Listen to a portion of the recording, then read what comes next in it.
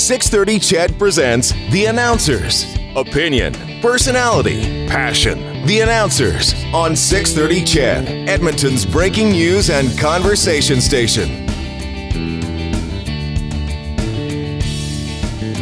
Thank you for joining us on this week's edition of The Announcers. My name is Ryan Jespersen, joined as per usual by Jalen Nye. Hey, Ryan. The incredibly talented co-host of the 630 CHED Afternoon News. And for the first time in the history of The Announcers, Dave Campbell. Hey, what's going on? One of the stars of our 630 CHED sports team, DC, in the house. Stars. It's good to see you. My goodness, I'm seeing stars right now. Have you returned to Earth after an incredible whirlwind in Winnipeg, watching and covering the Edmonton Eskimos win that Grey Cup? That was a pretty amazing experience, and thanks to Chris Jones leaving and going to the Riders, it's like I've been plummeted back down to earth and my back's sore. Hello, reality. I need physiotherapy now. And what? And counseling. Taking his whole staff with him. Yep. The Eskimos aren't back to square one. No. They've still got Ed Hervey in place, who built the team, Len Rhodes steering the business ops, but they've got a big challenge ahead of them. Sure they do. Even their next head coach. I mean, we're not really sure who that is going to be right now. I mean, Jason Moss's name won't go away, but you know, he's an inexperienced coach, right? Someone who probably is head coach material, but is he ready now? But who knows? Maybe there's another name that'll sneak up. But it's tough for this organization because they were going the right way, obviously, with the Grey Cup win under Chris Jones. There could have been more Grey Cup wins under Chris Jones, but let's blame the Riders because they stunk last year or last season, 3-15. It's their fault because they stink. Blame Saskatchewan. Yes. Maybe, Dave, you could get that hashtag going. But we broadcast into Saskatchewan, so maybe that's a bad call. Jalen, you were clicking around, you were online, and you happened to visit edmontonsun.com, and you came across some pretty interesting voting options when it comes to the top local stories, newsmakers of 2015. Yeah, I thought this one might be fun to chow down on today. It was, you look back, and there's only one time a year that you can do this. At the end of the year, look back on the great news stories, the newsmakers, the sports stories, and I thought this would be ideal for this weekend as we have just a couple weeks left in 2015. Holy All right, smokes. So let's get to what the Edmonton Sun has identified. This is the Sun's short list in consideration for top local news story of the year. The Tory government falls after 44 years in power, ushering in an NDP majority. The fentanyl scourge expands with more overdoses than 2014. City construction failures, including bridges, probably most notably the Grote Road Bridge, but also the Walterdale part of the conversation, and the Metro LRT line lead to an administration debacle, including the firing of Charlie Stolte and others. Fallen officers, the fatal shootings of RCMP Constable David Wynn and Edmonton Police Constable Daniel Woodall. And Bill 6, designed to increase safety on farms, becomes the worst controversy yet for Premier Rachel Notley's rookie cabinet. Dave, what jumps out at you? Probably the Tories falling after 44 years. And I just remember election night, and I couldn't believe what was going on. And I thought the NDP would form opposition, to be honest with you. But I did not think that they would actually topple the Tories, and how people were so mad at Jim Prentice and the Tories that they were able to take him down. It's been an interesting ride since then. Very interesting. You can't seem to find anyone who voted NDP or at least admit to it now. I strategically voted. I didn't want them in, and now they're in. What is going on? What jumps out at you as the story of the year? There's out of that list, there's two, and I would have to agree with Dave about the fall of the Tories. That whole campaign was absolutely phenomenal to watch. What was happening, the missteps, and then the final, as the missteps by what I would say, the Prentice government and Jim Prentice himself. And then as you saw the NDP start to kind of get their claws into things, and this momentum that was building and building and building, and I don't think any of us, well, I shouldn't say that a lot. Some of us certainly didn't think it would happen. Did not think it was going to happen. You just went from all to most to some. I know. I just realized, because there was a huge group and I saw it on social media. I saw it on Facebook. I said, no, this is going to happen. This is going to happen. This is going to happen. And then the polling results were coming out saying that this was going to happen. We're like, oh, come on, right? And then it happened. I was at the Neil Diamond concert that night. And he's singing Sweet Caroline or whatever, and I'm looking at my phone going, what? That's clearly a mistake. Happened. In that size of majority. I mean, that was just something else. Yeah. And I thought, okay, well, we're waking up to a new kind of a day with this great orange glow in the province of Alberta. And as we move on, but the other one on that list is the shooting deaths of Constable Wynne and That's Constable right. Woodall. Just and I get goosebumps just talking about it, being on air on those days. You know, Ryan, same thing for you, is being there and covering it and seeing the anger and the sorrow and how the community, the whole capital region, came together for those families in the days afterwards. I mean, to me, that was very, very, very powerful. I think especially because of some of the issues that arose, some of the public conversation that occurred as a result of the deaths of those officers. In the case of Constable Wynne, the fact that he had run a license plate outside the Apex Casino in St. Albert, had discovered that there was a stolen vehicle, went inside to essentially do his job, to do some police work. At which point he encountered the man who would shoot him, ultimately taking his life and injuring an associate constable along the way as well. A lot of people had a real problem with that this individual that's accused of that crime, the individual that's been charged with that crime, was out in the first place, having faced more than 100 charges in a long criminal career. With Constable Woodall, again, it brought up issues around how our police are protected, how police carry out warrants, how police serve warrants and conduct raids. Now, that was one of those situations where Edmonton police went on record and said, really, aside from the fact that there was a tragic outcome here, the serving of that warrant, the execution of that warrant, was by the book. And sometimes you don't expect an individual with a high-powered rifle on the other side of a door shooting through the door itself, right. Which is ultimately what happened in that case. But we mourn the loss of those two brave officers. The realities of the dangers of that job, once it just kind of hit home again. And and the other thing too was the families afterwards, the widows afterwards, their strength and their kind of resolve in talking to the media, and really the grace under pressure that they showed in the days and the weeks afterwards. Wow. Yeah, absolutely I agree. Unreal. So I would have to say, for me, it would also, though, be the story of the Tories' fall. Yeah. To touch on the others very quickly, we know fentanyl's a huge problem. We actually, to be honest, don't know quite how significant of an issue this is. It's continuing to reiterate itself. The city construction failures are a complete debacle, and that may be more of a story when this city council faces re-election bids. Right. Keep that in mind. This story will continue to Come on, write Ryan, itself. you got your girders in a twist? Come on now. 5 of them, Dave. Bill 6, I don't think, is the story of the year, except for that it shows how quickly a government can find itself angering an entire industry. And this isn't the first. Launching a royalty review, introducing climate change policy, this government has raised the ire of the energy industry. They're about to raise the ire of Alberta's teachers with their negotiating that they're putting forward. And I think it's Bill 7 or 8. I'm losing track.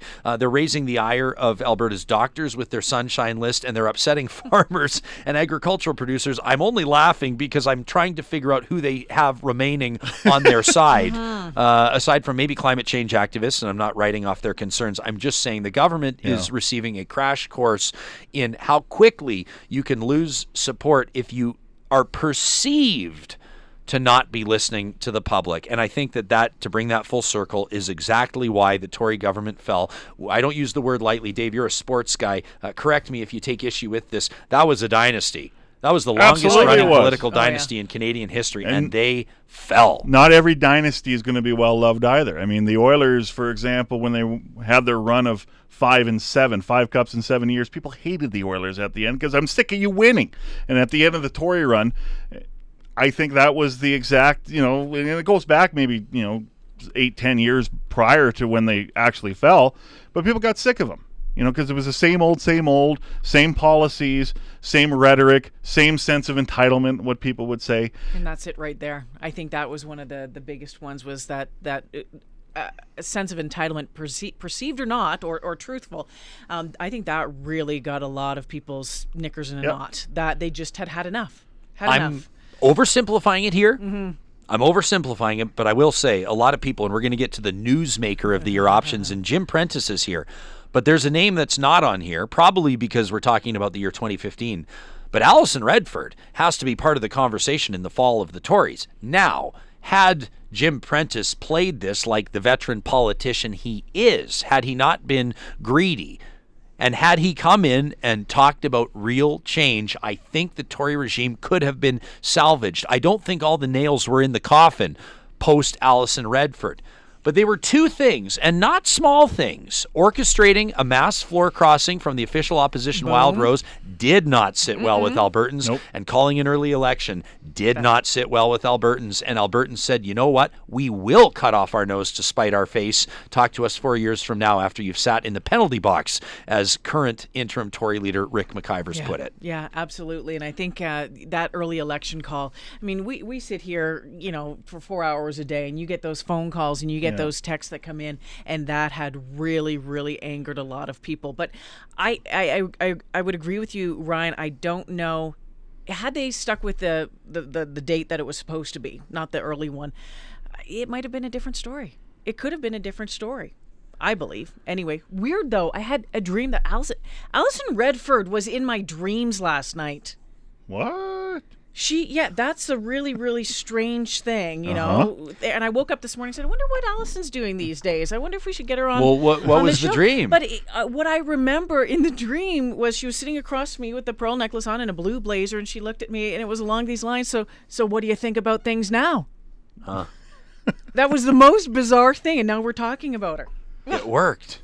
Weird. It worked. Weird. Local sports story of the year. That's weird. Alison Redford dream. I'm not a sleep psychologist, so I'm not going to get into that with you. But and I'm not judging you. I'm not judging you. I mean, hey, listen, we could talk about this all day. I want to move on to sports, but we could talk about, I mean, I know that probably the Tories are sitting there salivating, waiting for their next chance to re-achieve government. I know that the Wild Rose Party is assuming that they'll have the next majority, but I don't think that they should assume that. I'm not sure that we're yet at that point where Albertans are ready to embrace the Wild Rose Party either. No. Local sports story of the year, Connor McMania, Connor McDavid. The Edmonton Eskimos' green and golden championship season, the 14th Grey Cup. The house cleaning in the Edmonton Oilers front office. The Women's World Cup seeing great success in Edmonton, attendance-wise and otherwise. And Red Bull's crashed ice making its first appearance in Alberta's capital city. Well, for me, I think it's 1A and 1B. It's Connor McDavid being drafted by the Oilers, and maybe before that, the Oilers actually winning another draft lottery, which I know caused, anger around the National Hockey League. How could they win again? Well, they won a lottery, folks. It's not like they had anything to do with it. But let's go back to the time. Oilers just finished another terrible season. They fired Dallas Eakins earlier in the year. They finished 29th, I think, in the league. They had Todd Nelson as their head coach. So much uncertainty. People were just happy the season was over. And then Bill Daly pulls out the Edmonton Oilers logo, and it's euphoria again. And Connor McDavid is considered a generational player, someone that can, lead a franchise to the promised land, like a Sidney Crosby has done, and like a Gretzky has done, and a Mario Lemieux, and that sort of thing. And I think it just injected hope back into this organization. And then the house cleaning happens. Bob Nicholson comes in as the CEO and the basically second in command to Daryl Cates, and starts restructuring things. And Craig McTavish is let go, and Peter Chiarelli comes in from the Boston Bruins. He's built a winner. He's been to 2 Stanley Cups, won once.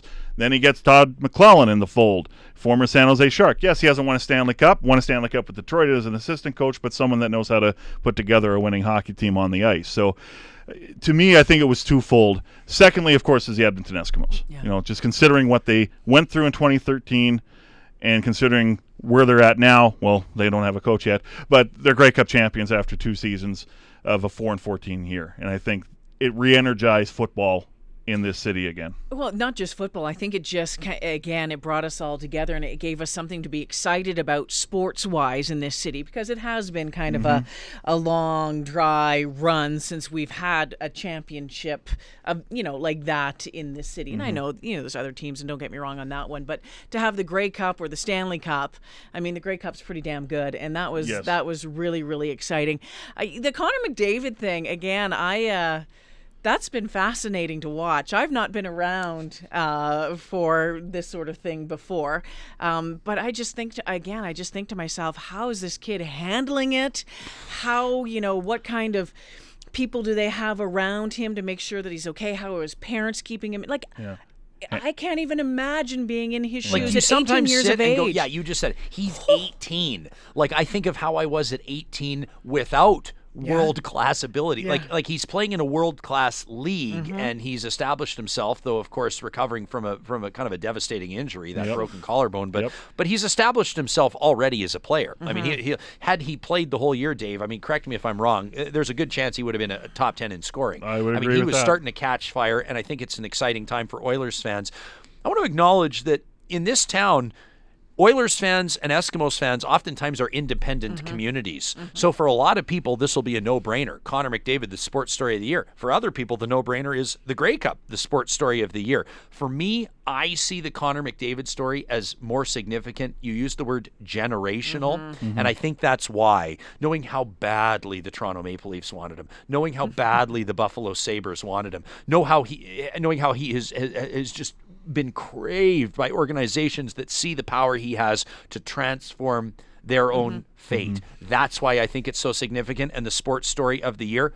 But, like you said, 1B, and I guess I'll side with you on this, you can never overlook a freaking championship. It's the awesome. Edmonton Eskimos 14th, a long storied history of that team, and this is a big one. Absolutely. Yeah, and I just go back to the Western Final, the week before the Grey Cup, and there were 35,000 fans watching the Eskimos kick the crap out of the Calgary Stampeders. I was trying to find the nice word, but no, there's no nice word. They dominated them.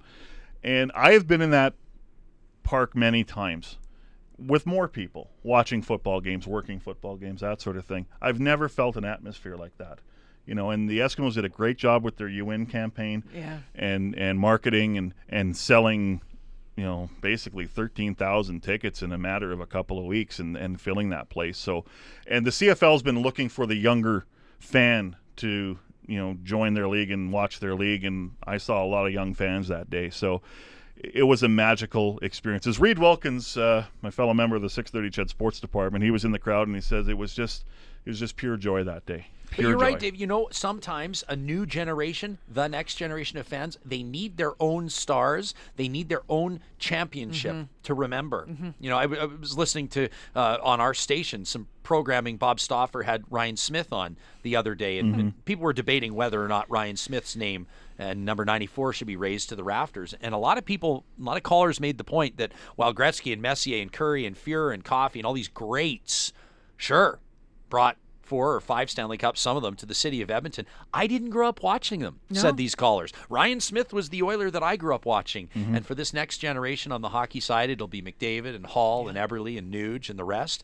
And for the football players, the next generation of Eskimos fans, it's going to be that 2015 Grey Cup that many of them remember as the first big win. And watching a guy like Mike Riley do his thing. Which was fantastic. Absolutely fantastic. I just want to do make mention of the soccer as well. I was surprised at the way the city got behind the women's soccer this summer. That was something else to see, the number of fans who were out to that. And I mean, you run into Emerald Lagasse at downtown Edmonton, these people going across the country following this, that they're such huge soccer fans. That kind of blew me away a little bit as well. I felt the same way about the Red Bull Crashed Ice. Yes. 70,000 people there. An incredible event that brought a ton of people and millions of dollars to Edmonton's downtown. A free event that Edmonton Tourism and Edmonton Economic Development actually put money toward. They paid Red Bull to cover some of the costs of bringing that event here, but I don't think you can argue with the spinoff and the exposure. You want to talk about celebrating Edmonton as a winter city? That's the way to do it. And attracting that younger crowd too. Heck getting them involved. Something that none of us have seen up close before. No. I mean, unless you've traveled to see the Crashed Ice, I sure hope it comes back. Now, crushed ice in my kitchen. But not crashed ice. We know I do crushed ice well. Now, could you replicate it? Could you recreate it? Would you have people that said, I can't wait to see it again, or I missed it last time, I won't miss it again? Or was it maybe a one-off? That's a question they'll have to ask. We have a few minutes to get to the Edmonton Sun's Newsmaker of the Year options. Again, you can vote in their year-end poll on their website. Here are those on the short list. Connor McDavid, Rachel Notley, Peter Chiarelli, Jim Prentice, Chris Jones, Mike Riley, or Omar Cotter. The newsmaker of the year for 2015 in Edmonton. Your nominations, please. I'm going to have to go with Rachel Notley on that one. I really do have to go with Rachel Notley. You know, this woman who has been, you know, a great representative of her party for so many years in the legislature, and, you know, pulling out that win, you know, bringing down a dynasty. You know, whatever has come after that night is a different story. But the fact that happened and the way it happened, and you read the stories about, you know, when she knew that this was going to happen. At first, maybe not so sure that it was going to happen, but in the couple of weeks leading up, when they just had this feeling, this footing that this was going to be a reality when everyone else was still really doubting. And I thought, wow, she gets the nod from me. How about you, Dave? Well, I'll split in categories. Sports story, it is the newsmaker's Connor McDavid. News story, I'm going to go reverse of what Jalen said, Jim Prentice, because Mr. Prentice, you blew it. And you blew it big time. You made blowing it an art form. Like, honestly, it was, and then for him on election night just to say, well, I'm taking my ball and going home. You know, I'm not going to be the leader of this party anymore. To me, he's the biggest reason. Maybe, I don't know if he's the biggest reason, but he's the last premier of this 44-year dynasty, and he's the one that let it fall. It was an out-of-touch approach to governance is what it was. And he's smarter than that. Failure to understand, I think, how upset Albertans were with the Tory government and the belief that Albertans bleed Tory blue, and we can pretty much do and say whatever we like, look in the mirror.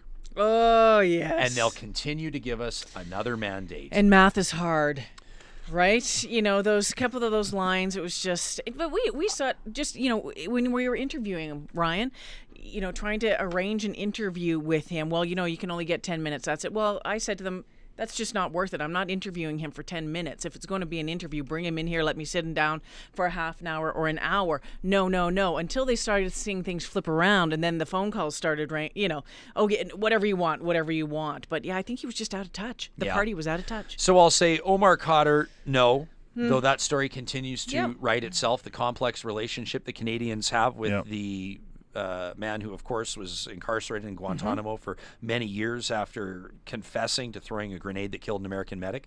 Mike Riley, an incredible job, but not Newsmaker of the Year. Maybe falling victim to bigger newsmakers. In previous years, Mike Riley may have qualified. You could say the same about Chris Jones, though. His tenure here, 2 years and out, kind of a neat story. Peter Chiarelli and Connor McDavid, their stories have yet to come to fruition. We don't know what those stories are going to look like. So in my estimation, that leaves me with Prentice and Notley. You guys have said Prentice. Dave, you did anyway. So I'm going to go with Rachel Notley because it could have been Brian Jean. It could have been Dr. David Swan. It could have been others that were able to capitalize on the Tory shortcomings, the stumbling and the tripping through the campaign. But it was Rachel Notley who represented on that unforgettable debate night hosted by our friends at Global. That's where the tides really turned. She has stuck to her guns, popular or not. She is keeping her campaign promises, and we'll see what this term, the first term, looks like for Alberta's NDP government. Whether or not they achieve a second mandate remains to be seen. Maybe she'll be Newsmaker of the Year again in 2019. If you'd like to go visit our friends at the EdmontonSun.com, you can put in your own votes on their Newsmakers of the Year. My thanks to Dave Campbell and Jalen Nye for hanging out My pleasure. on this week's edition of The Announcers.